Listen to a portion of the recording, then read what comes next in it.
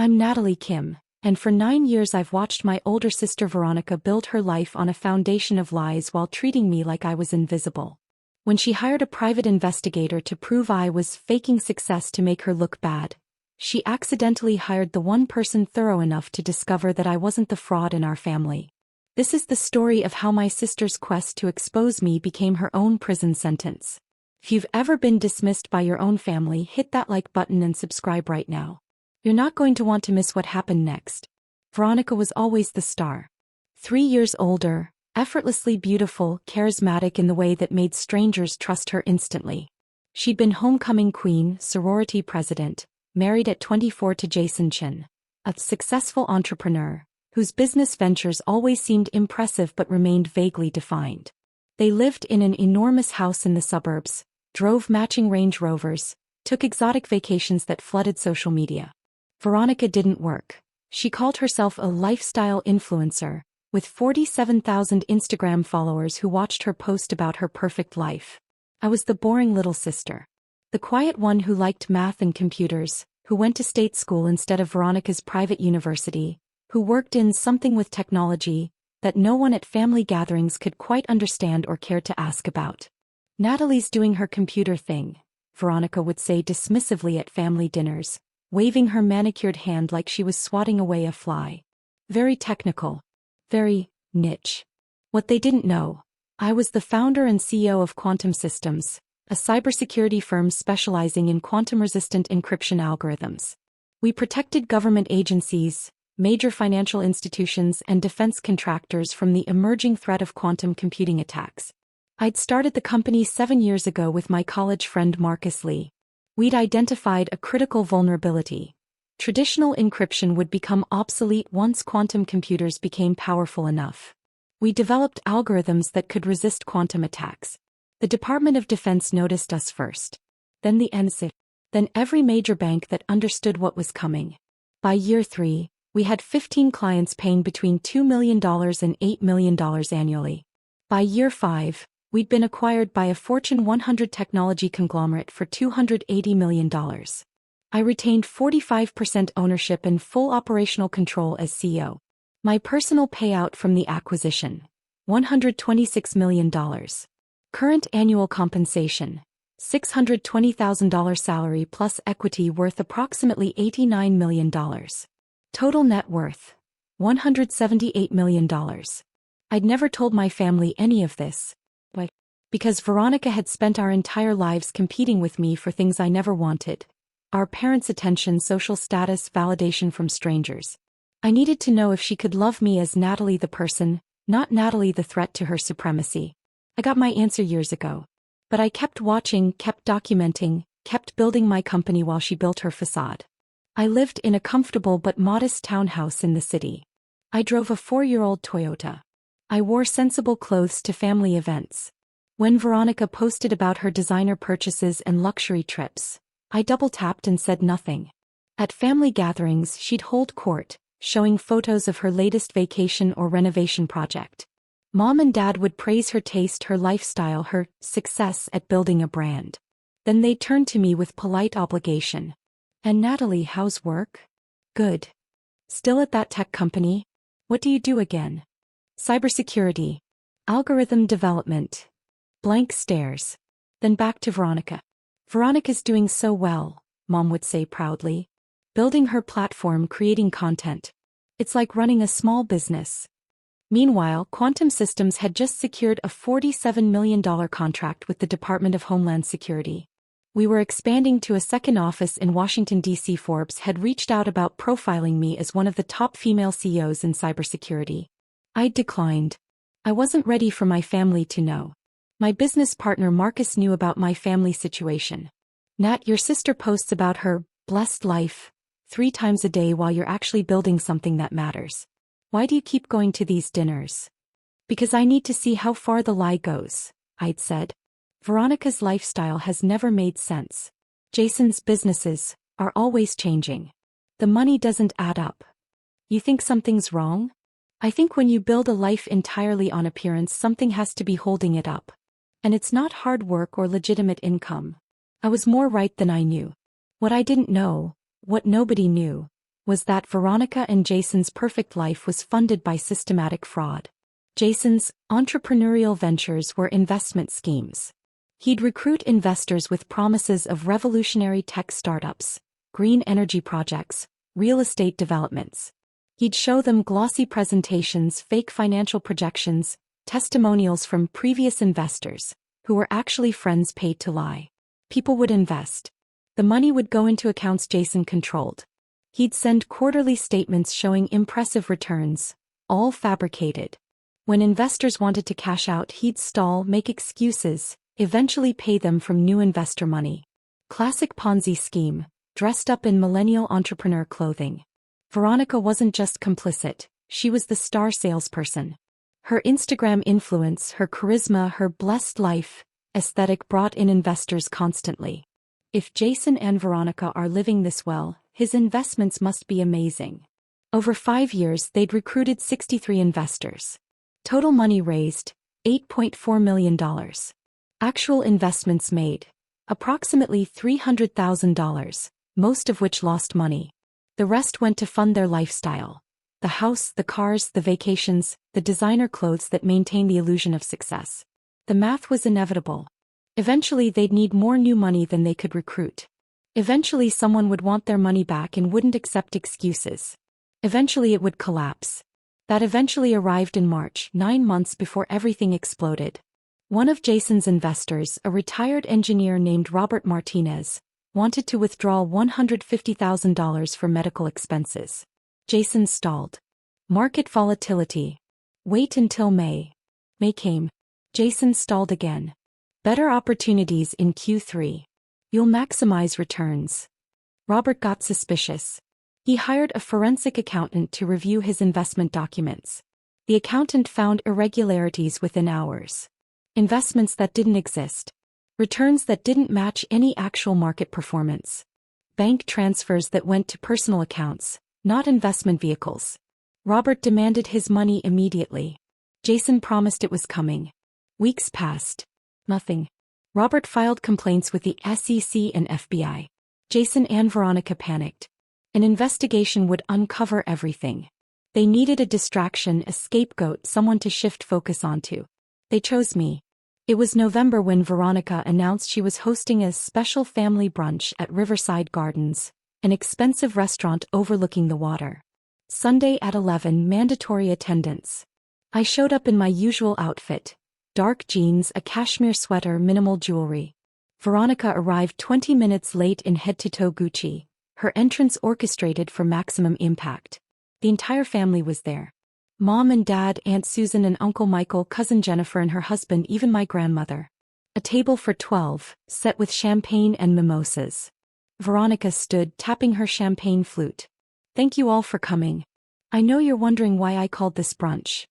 Everyone looked at her expectantly. She loved an audience.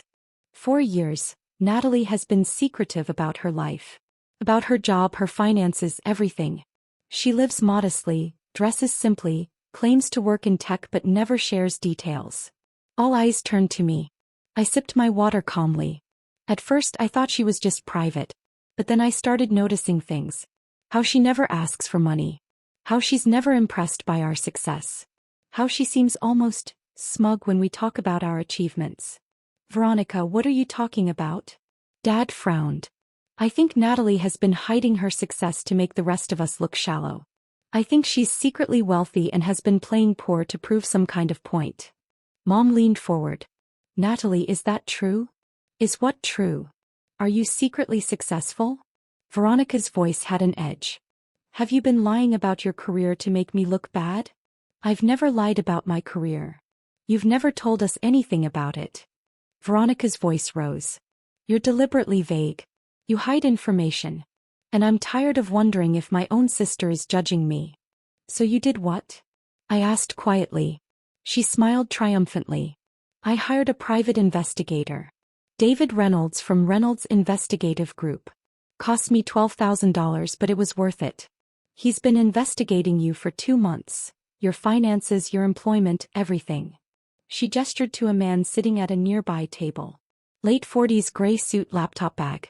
He stood and approached. This is David Reynolds. I asked him to find out the truth about Natalie's life. And today, in front of everyone, we're going to hear what he found. Veronica, this is insane, Aunt Susan said. You investigated your own sister? I need to know if she's been lying to us. Veronica's eyes glittered with something that looked like desperation disguised as righteousness. If she's secretly wealthy, it proves she's been playing games with this family. And if she's not, then I can finally stop wondering. When does he present his findings? I asked. Right now. Veronica gestured to Reynolds. Mr. Reynolds, please share what you found. Drop a comment and let me know where you're watching from tonight. David Reynolds set his laptop on the table and opened it deliberately. His expression was carefully neutral, the face of someone who'd seen things he wished he hadn't. Before I begin, he said, his voice carrying across the suddenly silent restaurant, I need to clarify the scope of my investigation. Ms. Chin hired me to investigate her sister's finances and employment. I did that. But comprehensive background investigations require examining all relevant parties and relationships. That's standard practice. Veronica waved her hand impatiently. Yes, just tell us about Natalie. Reynolds pulled up a document. Report 1. Natalie Grace Kim, professional and financial background. The table went silent. A waiter approached, sensed the tension and retreated. Ms. Kim holds a Bachelor of Science in Computer Science and a master's degree in Applied Mathematics from University of Washington. 7 years ago, she co-founded Quantum Systems, a cybersecurity firm specializing in quantum-resistant encryption algorithms. Veronica's confident smile began to flicker. Quantum Systems provides security solutions for government agencies, financial institutions and defense contractors. Their proprietary algorithms protect against emerging quantum computing threats. Current client list includes the Department of Defense, NSA, Homeland Security, and 12 of the 15 largest banks in America. Mom's mimosa glass stopped halfway to her mouth. 4 years ago, Quantum Systems was acquired by TechCore Industries for $280 million. Ms. Kim retained 45% ownership and full operational control as CEO. Her personal payout from the acquisition was $126 million. Gasps rippled around the table. Veronica's face went pale. Ms. Kim currently serves as CEO with an annual salary of $620,000 plus performance bonuses averaging $380,000. Her equity stake is valued at approximately $89 million. She maintains additional investment portfolios worth $24 million. Reynolds looked up.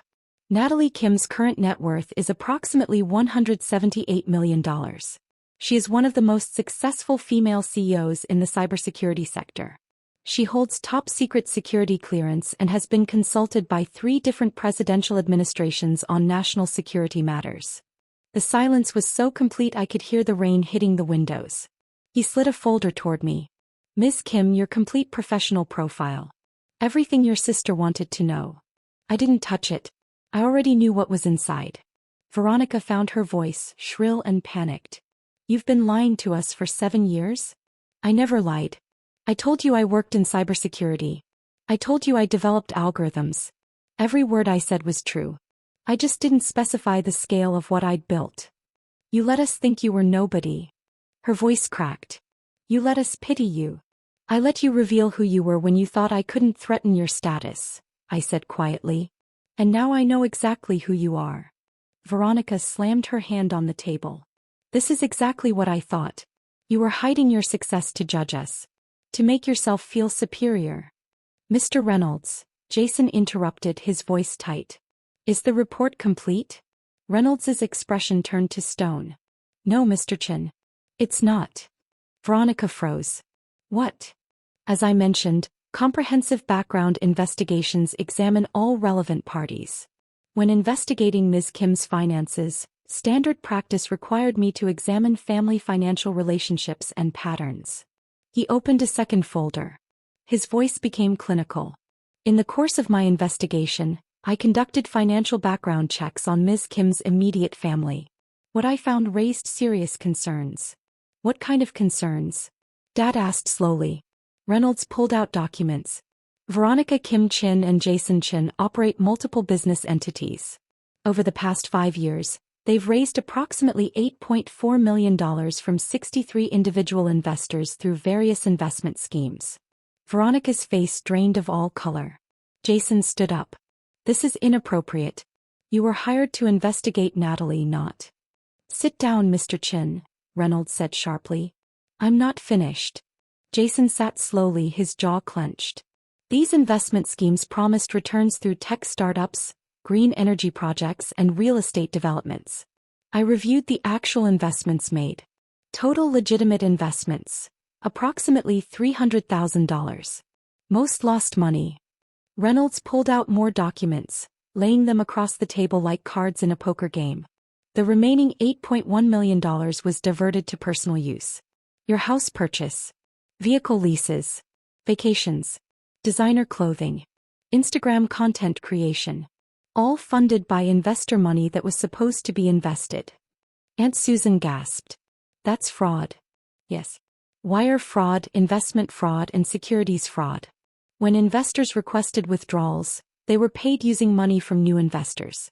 That's a Ponzi scheme. He pulled out bank statements. Wire transfers from investor accounts directly to personal accounts. Credit card statements showing luxury purchases charged to business accounts. Fabricated quarterly statements showing returns that never existed. It's comprehensive and systematic fraud. Veronica started crying.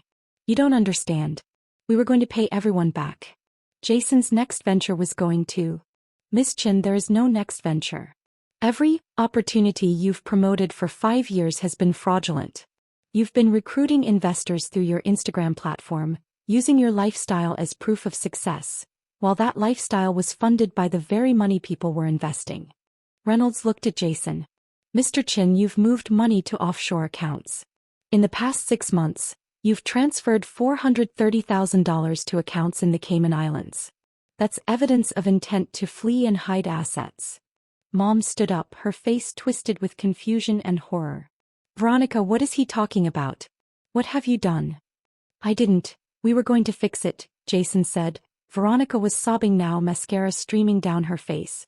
Miss Chin, I've already reported these findings to the FBI and Securities and Exchange Commission, Reynolds said.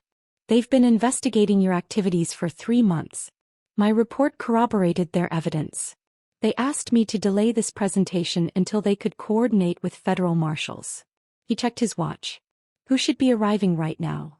As if on cue, 4 people in FBI windbreakers entered the restaurant. Behind them, 2 U.S. Marshals. The entire restaurant went silent. Diners at other tables stared. Veronica Chin, Jason Chin, you're under arrest for wire fraud, securities fraud, and money laundering. Veronica screamed. Actually screamed, a sound of pure panic that echoed through the restaurant. She tried to run, stumbling in her designer heels, but a marshal caught her arm. You have the right to remain silent, the agent began. Jason didn't run. He just sat there, all color drained from his face, watching his carefully constructed world collapse in real time. They cuffed them both. Veronica was crying so hard she could barely stand. Mom was screaming her name. Dad sat frozen, mouth open in shock. Grandmother started praying in Korean. As they walked Veronica past me, she twisted around, her eyes wild with desperation and rage. This is your fault. You did this. You're jealous of me. You always have been. I didn't commit fraud for 5 years, I said quietly. You did. I just stopped protecting you from the consequences. I'm your sister. You have to help me. Use your money, hire lawyers. You can't just let them. Yes, I said. I can. They took them away. Through the restaurant, past dozens of staring strangers, out into the rain where police cars waited with flashing lights. Mom turned to me, her face a mask of betrayal and confusion. You knew, didn't you? You knew something was wrong. I suspected Veronica's lifestyle didn't match legitimate income. I didn't know she was committing fraud. If I had proof, I would have reported it. But you're worth $178 million and you never told us. Her voice rose. You let us praise Veronica while you had more money than she could even imagine. Because I needed to know if you'd love me without it, I said. And now I know you wouldn't. You loved Veronica's appearance of success. You loved the Instagram posts and the designer clothes and the illusion. You never once asked about my actual work. You never cared about what I'd built. That's not fair. Mom, Veronica hired an investigator to prove I was a fraud. She spent $12,000 trying to humiliate me in front of the entire family. She wanted to expose me as a liar. I stood up. She got her exposure. Just not the kind she expected. Reynolds began packing his laptop. Ms. Kim, for what it's worth, your sister's crimes had nothing to do with you. These schemes started before she even hired me. The investigation just accelerated the inevitable. Thank you for your thoroughness, Mr. Reynolds. One more thing. He pulled out a final document. There are 63 victims of this fraud. Total losses, approximately $8.4 million.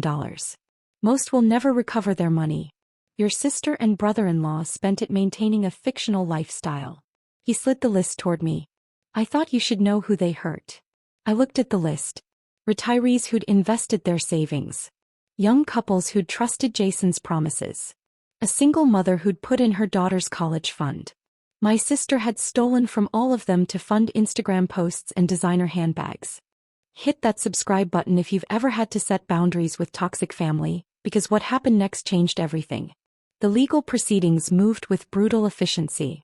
Veronica and Jason were denied bail. The prosecutor argued flight risk, given the offshore accounts and the $430,000 already moved. They spent the next 18 months in federal detention awaiting trial. The evidence was overwhelming. Wire transfers, fake investment documents, victim testimony, Instagram posts showing luxury purchases made with stolen money. Their lawyers advised them to plead guilty. Veronica pleaded guilty to 15 counts of wire fraud and securities fraud. Sentence: 12 years in federal prison, full restitution ordered. Jason pleaded guilty to 23 counts including money laundering. Sentence: 15 years. Everything was seized. The house, the cars, the designer clothes, all of it auctioned off. Total recovered, $840,000, 10% of what they'd stolen. The Instagram account that had been Veronica's pride, 47,000 followers watching her perfect life, was deleted after dozens of her victims found it and left comments about how their savings had funded her vacation photos.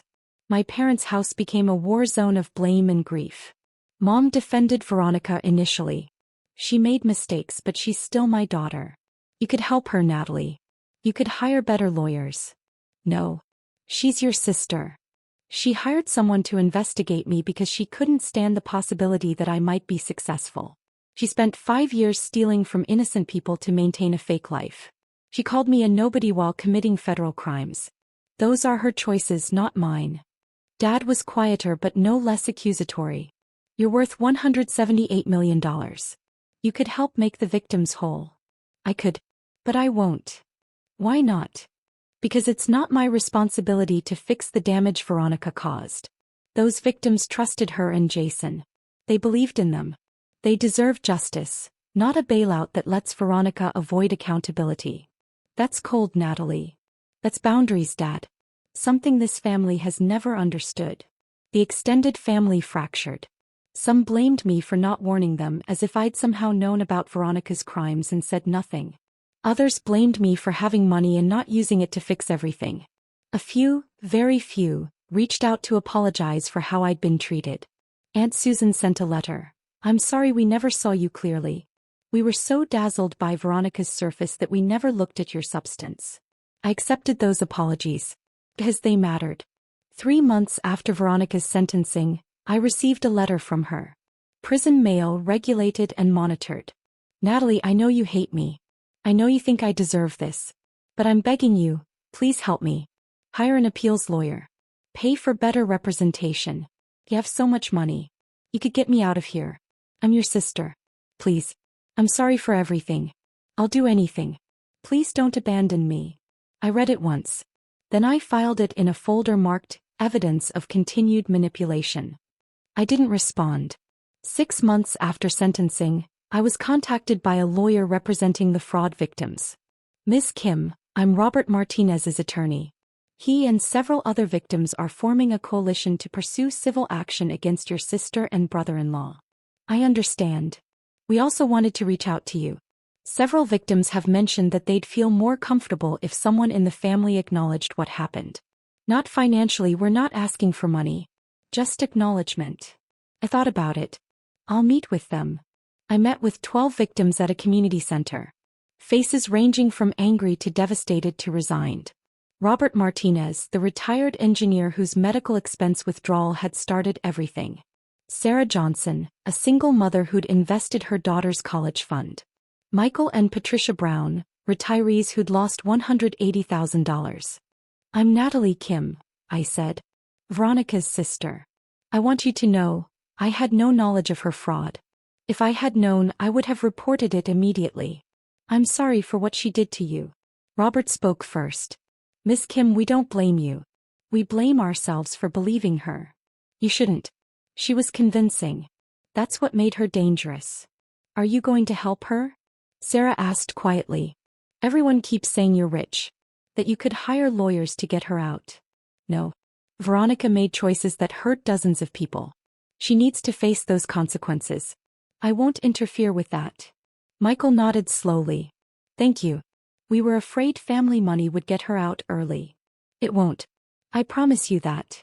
After the meeting, I established the Investment Fraud Victim Recovery Fund.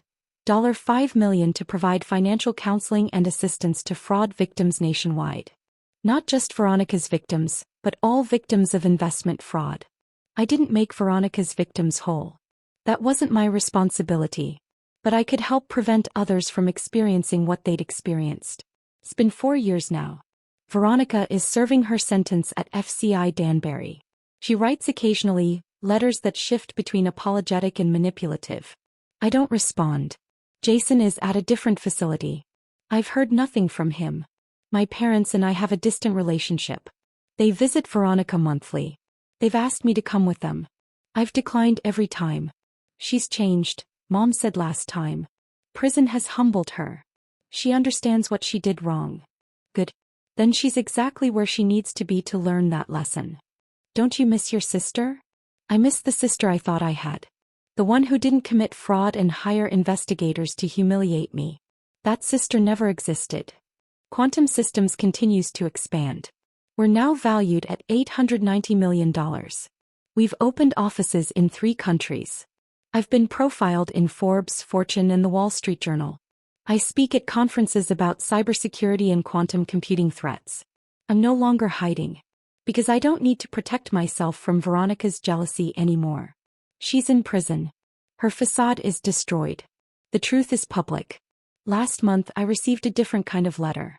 From one of Veronica's Instagram followers, someone who'd watched her content for years. I'm writing to thank you. I was about to invest with Jason when the arrest happened. Your sister's posts made their life look so successful. I would have given them $50,000. My entire savings. The investigation saved me. So thank you. Even if you didn't mean to, you saved a lot of people. Maybe that's the real lesson. That truth is protective. That facades eventually crumble. That the person who looks most successful might be the one standing on the most unstable ground. I learned that family is not about blood or obligation or shared last names. It's about integrity, honesty, and choosing each other without conditions. It's about loving people for who they are, not what they appear to be. Veronica chose appearance over substance. She chose fraud over work. She chose to investigate me rather than examine her own choices. Those were her decisions.